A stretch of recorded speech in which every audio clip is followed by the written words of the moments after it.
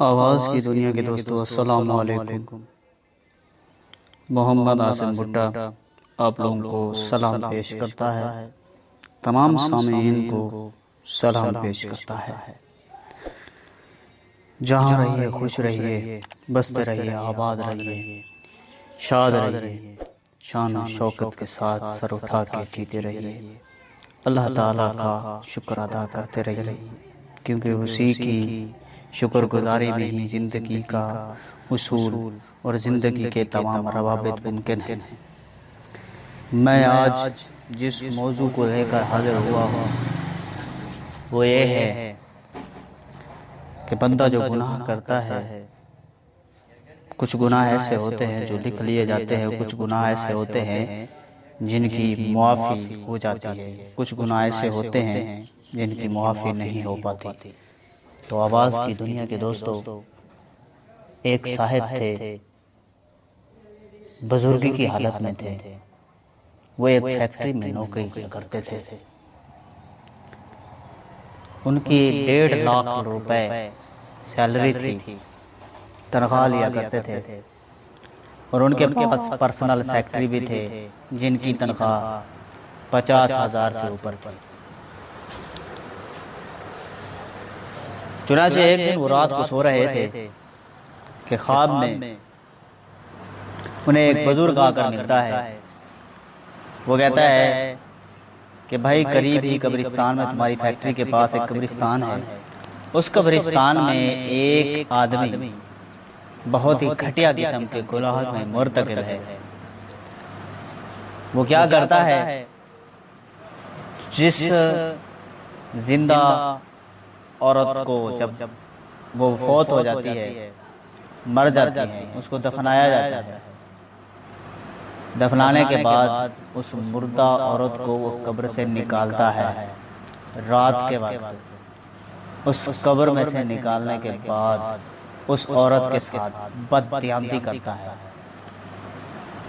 اس کے ساتھ زیادتی کرتا ہے، زیادتی کرنے کے بعد اس کو کاٹتا ہے، اس کے اعضاء کو کاٹ کر ان کا گوشت ابال کر کھاتا ہے۔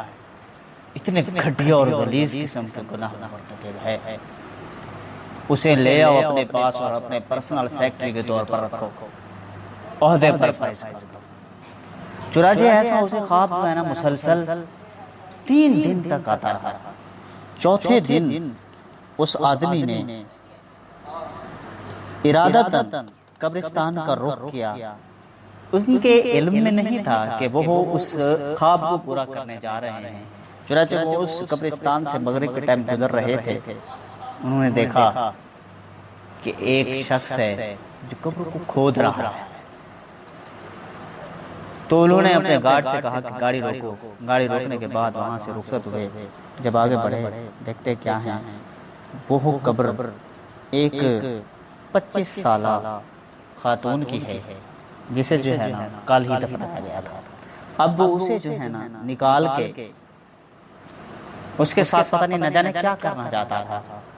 چنانچہ کیا ہوا کہ اس نے اسے نکالنا چاہا، لیکن اس بزرگ نے آ کر اسے پکڑ لیا، تو بوجھ لیا اور کہا کہ یہ کیا کر رہے ہو، چلو میرے ساتھ، تجھے تیری حکمت نے بلایا ہے، چلو میرے ساتھ۔ یہ کہہ کر وہ بزرگ کہتا ہے میں نے اسے اپنی گاڑی میں بٹھا لیا۔ اپنی گاڑی میں بٹھانے کے بعد میں اسے فیکٹری لے گیا، اور صبح ہوتے ہی میں نے اسے اپنے پرسنل سیکرٹری کے طور پر 50,000 روپے تنخواہ کے طور پر اسے رکھ لیا۔ اب اسے 50,000 روپے سیلری دے دی اور اسے اپنے پرسنل سیکرٹری کے طور پر رکھ لیا، عہدے پر فائز کر دیا۔ اب میں اس سوچ اور کشمکش میں تھا کہ جو خواب مجھے بزرگ ملا کرتا تھا، اس بزرگ نے اس بندے کو اعلیٰ عہدے پر فائز کرنے کے لیے کیوں کہا؟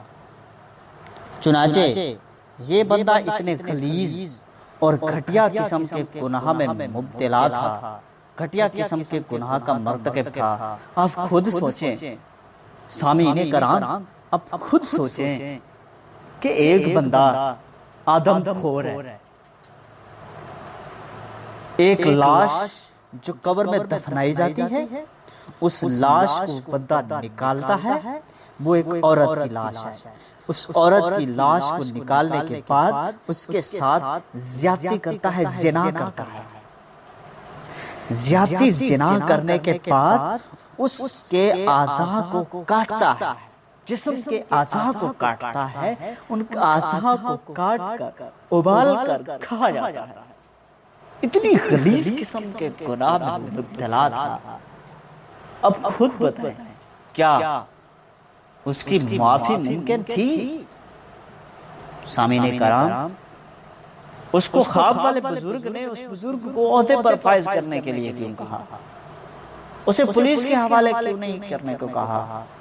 جبکہ آدم خور کی دفعہ بھی اس وقت موجود تھی کہ جو قبر سے مردہ نکال کر اس کا گوشت کھاتے ہیں، اس کی دفعہ ہے، اس کو مار دیا جائے یا اس کو پھانسی دی جائے یا اس کو عمر قید دے دی جائے، یہ دفعہ موجود ہے۔ چنانچہ کیا ہوا کہ اس شخص نے اپنے آپ کو اس کشمکش میں ڈھال لیا۔ وہ سوچتا تھا، رات کو اٹھتے بیٹھتے سوتے جاگتے اسے یہ خیال رہتا تھا کہ آخر اس شخص کو پرسنل سیکرٹری کے طور پر رکھنے کو کیوں کہا گیا مجھے۔ چنانچہ رات کو جب سویا ہی تھا کہ اس نے خواب میں دیکھا کہ وہ بزرگ جو اسے روزانہ ملا کرتے تھے، مسلسل 3 دن اسے ملا کرتے تھے اور اس آدمی کا پتہ دیا تھا، وہ آج پھر سے مل گیا۔ چنانچہ کیا ہوا، بے ساختہ ہو کر اس نے پوچھا کہ آپ نے اس گندے غلیظ گناہ میں مبتلا شخص کو اتنے اعلیٰ عہدے پر فائز کرنے کے لیے کیوں کہا، پرسنل سیکرٹری کے طور پر رکھنے کے لیے کیوں کہا، 50,000 سیلری دینے کو کیوں کہا، مجھے یہ کیوں نہیں کہا کہ اسے پولیس کے حوالے کر دو، مجھے یہ کیوں نہیں کہا جا کر اسے مار دو، قتل کر دو، اس کا سر قلم کر دو، اسے بیچ چوراہے پر اسے جو ہے نا کالے کلک مل کے اس کو جو ہے نا لٹکا دو، بیچ چوراہے پر پھانسی دے دو، یا اسے کاٹ کر پھینک دو، یا پولیس کے حوالے کر دو۔ ایسا پیسہ ایسی سزا دینے کو کیوں نہیں کہا، مجھے یہ کیوں کہا کہ اسے اعلیٰ عہدے پر فائز کر دو۔ اس بزرگ نے بڑا خوبصورت جواب دیا۔ اس بزرگ نے بتایا کیا کہا، اس نے کہا بھائی اس بندے کا گناہ اللہ کے پاس پکا پکا لکھا جاتا ہے، اور اللہ تعالیٰ نے کہا ہے کہ میں اسے سزا دوں گا، اس گناہ کی سے میں دہاڑے قیامت کے سب کے سامنے سزا دوں گا۔ تو ایسا کیوں تھا، ایسا کس لیے تھا؟ وہ اس لیے کہ اس کا گناہ ایسا غلیظ تھا کہ اللہ تعالیٰ نے اپنے پاس لکھ لیا۔ کچھ گناہ ایسے ہوتے ہیں بندہ کرتا ہے اور جو ہے نا ان کی معافی ممکن ہے، کرنے کے بعد جو ہے نا بندہ معافی مانگ لیتا ہے۔ اللہ تعالیٰ تو غفور الرحیم ہے، اللہم اغفر وارحم انت خیر الراحمین، اللہ تعالیٰ غفور الرحیم ذات ہے، بخشنے والی ذات ہے، وہ تو بخش دیتا ہے۔ جو بندہ ایک دفعہ اللہ تعالیٰ کی بارگاہ میں حاضر ہوتا ہے اور گڑ گڑا کر ایک قطرہ آنسو کا بہا کے معافی مانگ لیتا ہے، اللہ تعالیٰ تو غفور الرحیم ذات ہے، اللہ تعالیٰ تو معاف کرنے والی ذات ہے، معاف کر دیتا ہے۔ تو اللہ تعالیٰ نے فرمایا ہے کہیں یہ بندہ بھٹک کے میرے دروازے پر آ گیا، میں تو غفور الرحیم ہوں، اسے معاف کر دوں گا، جبکہ یہ غلیظ گناہ میں مبتلا تھا جس کی سزا ممکن ہے لوگوں کو بتانا اور دکھانا ہے کہ اس کی کیا سزا ہو سکتی ہے۔ چنانچہ میں نے اسے اس لیے اعلیٰ عہدے پر فائز کرنے کے لیے رکھا تاکہ وہ دنیا کی گہما گہمی میں لگا رہے، معافی کی طرف اس کی توجہ ہی نہ آئے، وہ یہ سوچے کہ اللہ تعالیٰ نے اسے معاف کر دیا، اسے بخش دیا اور اسے اتنا اعلیٰ عہدے پر فائز کر دیا اور ترقی دے دی۔ آج وہ شان و شوکت میں ہے، اب نماز بھی پڑھ رہا ہے، ٹکرے مار رہا ہے، دعا بھی مانگ رہا ہے، لیکن روتا نہیں ہے۔ رونے کو اللہ تعالیٰ نے آنسو کھینچ لیے، اللہ تعالیٰ نے اس کو چین دے دیا، سکون دے دیا، ہر طرح کی آرام آسائش دے دی دنیا میں، اور کبھی اس کو یہ توفیق نہیں دی کہ وہ آ کر اللہ کی بارگاہ میں معافی مانگ سکے۔ تو چنانچہ سامعین کرام، میری آواز کی دنیا کے دوستو، میری اس بات کو اپنے پلوں میں باندھ لیں کہ کبھی بھی اپنے پروردگار سے ان کی توفیق چھیننے کہ بد دعا مت کرنا، ہمیشہ یہ دعا کرنا کہ اللہ پاک آپ سے معافی کی توفیق نصیب دے، آپ کو معافی کی توفیق دیتا رہے۔ اور آپ لوگ جو ہے نا ہر گناہ کی، ہر لمحہ کی، ہر ایک منٹ کی، ہر ایک سیکنڈ کی آپ لوگ معافی مانگتے رہیں، اٹھتے بیٹھتے چلتے پھرتے استغفر اللہ لا الہ الا اللہ، استغفر اللہ لا الہ الا اللہ کا ورد کرتے رہیں، سبحان اللہ والحمدللہ ولا الہ الا اللہ واللہ اکبر، اللہ تعالیٰ کا ذکر ہے، کرو، خوب کرو، جتنا ہو سکے کرو، پر اللہ تعالیٰ سے اپنے گناہوں کی معافی مانگا کرو۔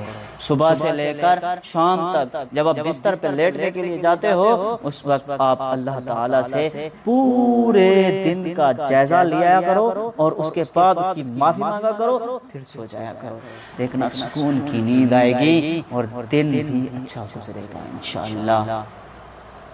وما علینا الا البلاغ المبین۔